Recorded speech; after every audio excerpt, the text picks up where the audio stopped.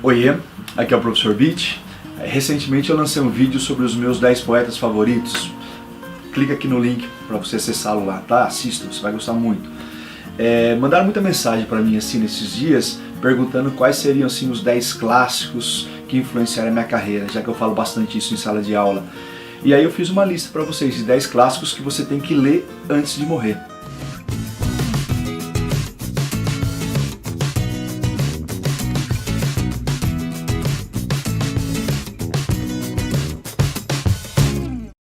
O primeiro deles foi um livro que eu tive uma experiência muito engraçada, porque eu tinha acabado de trocar um curso de Ciências da Computação pelo curso de Letras.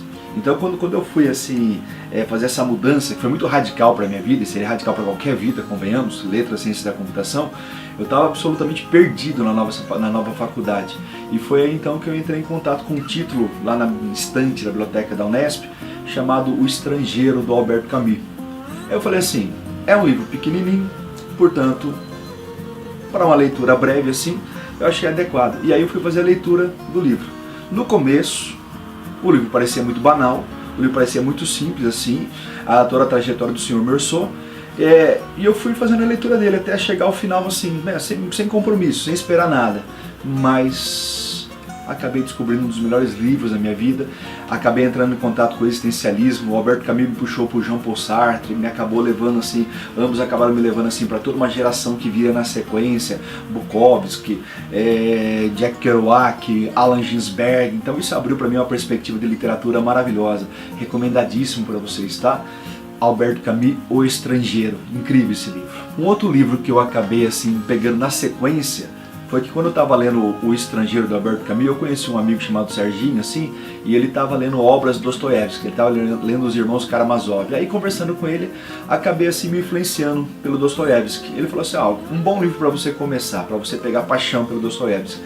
Aí entrou na sequência, O Crime e Castigo, que tem uma relação profunda com o livro anterior, tá? Porque o Meursault é um inconsequente, até ele tentar achar um sentido na vida dele, e aqui nós caímos nessa narrativa de alguém que de repente vai fazer um desejo puro, parece muito Alex do Laranja Mecânica, tá? Vai se entregar ao id sem medir as consequências, só que tudo na vida tem consequências. Foi aí que eu andei percebendo que cada escolha que eu fazia, ela era movimentada assim por causa e consequência, queira eu ou não. Esse livro ficou maravilhoso, desde então virei um leitor fanático do Dostoiévski, recomendo demais Crime e Castigo, Dostoiévski. Numa sequência assim de gosto, assim, eu acabei fazendo um curso na Unesp de espanhol, um curso de ouvinte, assim. E aí lá tinha uma professora maravilhosa chamada Heloísa, que ela estava explicando sobre toda a literatura espanhola e ela acabou fazendo uma referência, na época ela falou assim, o melhor livro de todos os tempos, Don Quixote. Aí, claro que essa propaganda chamou atenção, e eu fui pegar o Don Quixote e acabei fazendo uma leitura do Don Quixote do Miguel de Cervantes, e realmente vim entender por que é considerado pela crítica o melhor romance de ficção da literatura ocidental. É um livro maravilhoso, toda a trajetória do sonhador Don Quixote, do velhinho, do utópico Don Quixote, diante do seu parceiro Sancho Panza, a realidade e esse confronto maravilhoso entre sonho e realidade que movimenta a nossa vida. E como se a gente cair na realidade pura, a gente de repente não dá conta da vida, a gente precisa do sonho para movimentar, mesmo quando esse sonho às vezes pareça ridículo, na verdade, é necessário sonhar. Faz assim eu me apaixonar demais por esse livro e recomendar. Você tem que ler Don Quixote, é um livro perfeito, maravilhoso. E aí, por causa do contato com a língua espanhola, eu acabei entrando numa outra obra também considerada por muita gente o segundo melhor livro da literatura ocidental de língua latina, ou de língua espanhola, e foi então que eu conheci o Gabriel García Márquez. E aí eu vim conhecer 100 Anos de Solidão. E foi quando eu entrei em contato com aquilo que a gente chama de realismo mágico, realismo fantástico, principalmente o realismo mágico, assim. E aí conhecer o Gabriel García Márquez foi fundamental para começar a ter uma atitude política em relação à América Latina. Até aquele momento eu tinha pouca leitura sobre isso.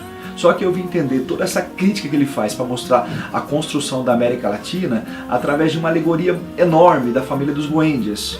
E desde então, apaixonado pelo Gabriel García Márquez, eu recomendo tudo que ele escreveu, mas se você quer ler uma obra dele que vale a pena, se você tem que ler um livro que vai mudar a sua vida, chama-se 100 Anos de Solidão, Gabriel García Márquez. O próximo livro na minha lista, acabou sendo um livro assim que foge a esses princípios iniciais, porque eu estava numa linha muito existencialista, numa linha assim muito crime e castigo, numa linha assim que levava a uma perspectiva assim de uma reflexão muito interna. E foi aí então que, por coincidência, eu caí num livro que é justamente o oposto. Não que ele não leve uma reflexão interna, pelo contrário, ele leva você assim a uma consciência sociológica maravilhosa sobre as desigualdades sociais, tá? Mas a linguagem do Paulo Lins, a linguagem do Cidade de Deus, tá? E que, claro, promovido pelo filme, levou a criar milhões de leitores do livro. Eu acabei assim entrando em contato com aquilo que é classificado na literatura como ultra-realismo, onde o narrador vai criando uma sequência de violências, mostrando uma realidade brutal para você, só que ele consegue passar isso assim com uma linguagem que é tão violenta ou mais violenta do que a violência narrada. E aí, quando você começa a ler o livro, logo nas primeiras 7, 8 páginas, você já tem a vontade de largar o livro, assim, porque está em extremo absurdo com aquilo que você está lendo. Só que aí existe um segredo muito legal nesse livro. Conforme você vai lendo, a violência anterior ela é menor perto da violência que será praticada. E é tanta violência na sequência, que chega no momento que você não se importa mais com essa violência. Você já não começa a ficar mais comovido. E esse é um dos segredos desse livro maravilhoso, assim, mostrar o absurdo da violência, mostrar como a humanidade, de uma certa maneira, ela chega num ponto que ela está tão mecanizada que ela vai perdendo a humanidade, ela vai perdendo o sentimento assim, de se importar com o outro. Assim. E o Paulo Lins consegue isso maravilhosamente. Não só o filme que foi feito, mas principalmente o livro Cidade de Deus, do Paulo Lins, é recomendadíssimo, tá? Esse é um dos clássicos assim que faz qualquer pessoa rever o seu conceito social, seu conceito de desigualdade social. É muito legal esse livro. O próximo livro da lista é quando eu entrei em contato com o escritor que mais definitivamente mudou a minha vida, que é o Guimarães Rosa. E o primeiro livro que eu li do Guimarães foi o Manuelzão e Miguelim. E conhecer a história, né? São duas histórias, Campo Geral e uma história de amor. Conhecer a história do Miguelim fazendo a travessia da infância até o velho Manuelzão fazendo a travessia da morte, né? Pegando as duas pontas da vida, assim, fazendo uma referência ao clássico Dom Casmurro, assim, fez com que eu de repente tivesse uma percepção de como cada etapa da vida, assim, a gente tem um ritual iniciático que vai amadurecer a gente, seja pela afetividade ou, no caso aqui, seja pela dor. E o que veio em contato comigo, assim, quando eu li esse livro, né, a experiência, eu falo, mais significativa, não só a história que é maravilhosa, tá, mas a ideia da linguagem do Guimarães, uma coisa que poucos escritores fazem no mundo, a sua capacidade de reinventar a linguagem para recriar uma perspectiva de enxergar um mundo que a gente já está habituado, mas que a gente precisa reaprender, reeducar o olhar, reeducar o afeto, para conseguir de repente ver com uma vida maior do que a mesmice que às vezes a gente acaba se caindo pelo comodismo. Esse livro é maravilhoso. Para começar o Guimarães, para começar a literatura, Manuelzão e Miguelim, do Guimarães Rosa. Na sequência, foi quando eu conheci o José Saramago, que é na história da cultura mercadológica, sim, o primeiro escritor de língua portuguesa a ganhar um prêmio Nobel de Literatura em 1998. E a obra que alavancou a carreira dele assim, foi o Memorial do Convento. Foi então que, através de um professor maravilhoso, o Odil, e através de todas as informações que até aquele momento eu tinha recebido do Guimarães, do José Saramago, eu acabei querendo ler, comprei e fui fazer a leitura do Memorial do Convento. E aí, quando eu li a história do Memorial do Convento, é como se eu tivesse conhecido o Grande Sertão Veredas de Portugal. Conhecer a história do Baltazar Sete Sóis, da Blimunda Sete Luas, numa recriação histórica da construção do convento de Mafra. Quer dizer, o livro foi tão significativo. Quando eu fiz uma viagem para Portugal, eu fiz questão de visitar Mafra, ver todo o mosteiro que inspirou o Zé Saramago a escrever esse livro. Eu vim entender assim como de repente esse escritor ele é maravilhoso na ideia de recontar uma história que já foi contada de um ponto de vista para a gente enxergar verdades que até então ninguém conhecia naquele momento. E aí eu vim conhecer também esse estilo maravilhoso do Zé Saramago, que ele começa com um parágrafo, ele vai com esse parágrafo até o final do livro, tá? Ele é um convite para você prestar atenção no que você está lendo. Você não sabe quando é o narrador, você não sabe quando é o personagem, se você lê superficialmente. Não tem aquelas introduções e o personagem disse, tá? Tudo é marcado por letras maiúsculas e vírgulas que determinam quem é que está falando. Isso obriga você a ter uma concentração imensa de leitura. E se no momento é desgastante, porque você se perde muito, do outro momento você aprende a ler o livro de verdade. Então o Zé Saramago é um convite a realizar uma grande leitura, e o Memória do Convento é uma das obras que eu falo mais tem chance de mudar a sua vida. Na minha carreira fez muita diferença. Outro livro que influenciou demais a minha formação, a minha carreira e minha percepção de vida, tá? A Paixão Segundo GH, de Clarice Lispector. Eu havia feito leituras dos livros Laços de Família, Perto do Coração Selvagem e A Hora da Estrela, que eram os livros que já tinham me maravilhado em relação a Clarice. E nessa sequência de fazer leituras dela assim, mas ainda que não tinha me dominado, porque a linguagem dela não é uma linguagem fácil, eu tinha ficado mais arredio do que, de repente, me agraciado em relação a ler, mas eu resolvi fazer um mergulho por uma indicação de um amigo muito querido no A Paixão Segundo GH, da Clarice Lispector.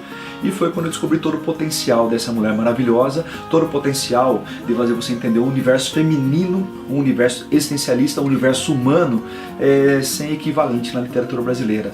E desde então a minha linha de literatura feminina, feminista, assim, se tornou grandiosa via Clarice Lispector. Aqui eu cheguei a Adélia Prado, aqui eu cheguei a Marina Colasanti, aqui eu cheguei a Lígia Fagundes Telles, aqui eu cheguei a Ana Cristina César, a Virginia Woolf. Então aqui é um verdadeiro portal para você conhecer toda a maravilha do universo feminino na literatura brasileira e mundial.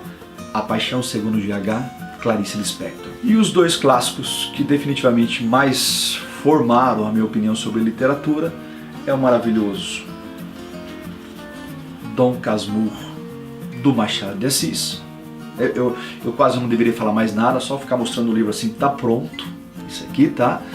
Mas a percepção, não da história supostamente romântica que muita gente quer desvendar, se a Capitu traiu ou não traiu, mas ao perceber que ao ler o Machado de Assis, a gente está longe de um escritor romântico de mistério, e a gente está dentro de um escritor assim que a gente poderia chamar no sentido de realista humano, de fazer você se desnudar, de você se enxergar por dentro, de você se desmascarar ou desmascarar os outros assim, através da sua fina ironia, do seu humor, do seu olhar, eu diria, tanto não, né, pessimista em relação à humanidade. Você começa a desconfiar que um livro como Dom Casmurro não pode ser tão simples. E foi aí que eu comecei a ter uma percepção que a narrativa do Bentinho, o Dom Casmurro, era uma maneira do Machado de Assis mostrar, dentro de um contexto que ele vivia, que era a corte, como de repente a história da humanidade é escrito por quem está na elite, por quem está no comando, pela classe dominante, e nunca pela classe dominada. Então nesse duelo entre Dom Casmurro e Capitu, na verdade, como a gente tem o filtro dele da história e a verdade fica por ele, o Machado nos mostra de maneira muito inteligente como a história normalmente não é aquilo que acontece, mas como a história é como você conta que acontece. E contra as verdades absurdas e absolutas, a gente acabou já divulgando por aí, acabou já difamando por aí, por achar que a gente entendia alguma coisa, quando a gente não percebe que a gente foi manipulado pela linguagem de alguém para achar que era a nossa própria linguagem. Esse livro aqui é fabuloso, recomendadíssimo para que todo mundo faça a leitura dele. O segundo maior livro da minha vida. E aí eu chego ao topo da lista, que é O Grande Sertão Veredas, do Guimarães Rosa. Outro livro que eu não deveria falar nada, basta ficar segurando assim e falar assim, leia, leia, leia, leia, porque é uma obra definitiva. Na concepção da minha formação, é o livro mais importante de todos os tempos que eu já li. É o livro que me modelou, é o livro assim, que me criou melhor enquanto ser humano, é o livro que me criou professor de literatura, assim, é o livro que me trouxe uma maneira nova de ver a linguagem, é um livro que me trouxe uma maneira nova de ver a vida, assim. Eu vou recomendar, assim, tem um linkzinho que vai aparecer para você aqui, jogando você para uma análise que eu fiz do Grande Sertão Veredas. Aí eu gostaria muito, assim, que você prestasse atenção, assim, no pacto com o diabo, no Fáustico, tá? E, obviamente, na construção da relação amorosa, assim, afetiva entre Riobaldo e Diadorim. E claro, na criação do nome Diadorim, maravilhosa Diadorim, maravilhoso Diadorim, assim, e até com aquela puxada pessoal de como isso vai ajudar a criar o nome da minha filha e tudo mais, tá? Então, não assim numa ordem de 10, 10º, 9º, 8º, 7º, mas obviamente aqui é o meu primeiro, aqui é o meu livro máximo assim, de literatura, Grande Sertão Veredas, de Guimarães Rosa. Falou? Se você concorda, clica aí, dá um like. Se você não concorda, deixa aí, ó, faltou esse livro, Bit, você devia ter falado desse, devia ter falado desse. Puxa a minha orelha, dá o seu toque, dá a sua opinião aí, se inscreve no canal e vamos curtir literatura. Abraço, vamos aprender junto.